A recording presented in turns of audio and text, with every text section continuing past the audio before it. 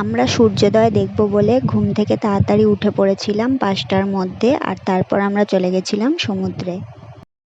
সমুদ্রের মাঝখানে দাঁড়িয়ে এরকম সূর্য ওঠা দেখা, এটা হয়তো আমি কোনোদিনই ভুলব না। আর এরকম জায়গায় সূর্যোদয় দেখা মানে সূর্যটা তো মনে হচ্ছিল যেন হাতের সামনে চলে এসেছে পুরো।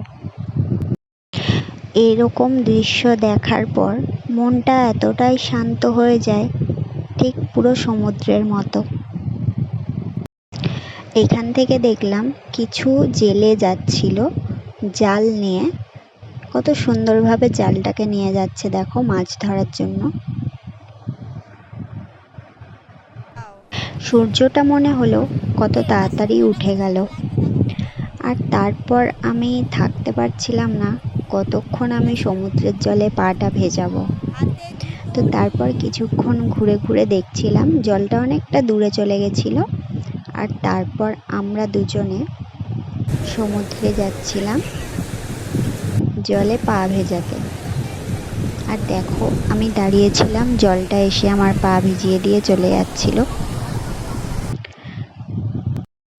সমুদ্রে এরকম কত যে প্রাণী আছে তার ঠিক নেই, কিন্তু তার মধ্যে আমি একটা দেখলাম, তাই তোমাদের সাথে শেয়ার করলাম।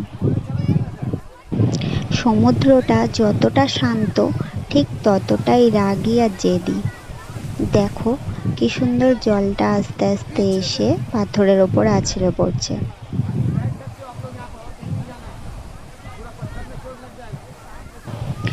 আমরাও তো সকালে স্নান করব না বলে দাঁড়িয়ে দাঁড়িয়ে শুধু দেখছিলাম আর সমুদ্রটা উপভোগ করছিলাম।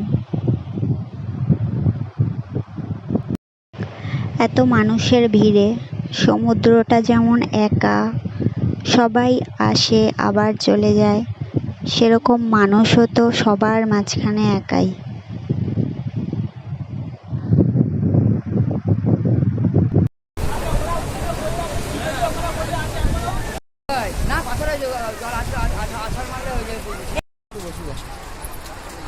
তারপর আমরা ওপরে উঠে গেছিলাম, ওপরে উঠে একটু ঘুরছিলাম। আমি কিছুই দেখতে পাচ্ছি না। অনেক মানুষ সকালবেলায় স্নান করতে চলে গেছে, আমরা একটু বেলার দিকে যাব বলে আমরা একটু ঘুরছিলাম। তারপর আমরা সমুদ্রের ধারে চা খেয়ে নিয়েছি। চা খেয়ে আমরা ওখান থেকেই হাঁটছিলাম। আমার ভিডিও কেমন লাগে তোমরা জানাবে, আর বাকিটা নেক্সট ভিডিওয় দেবো।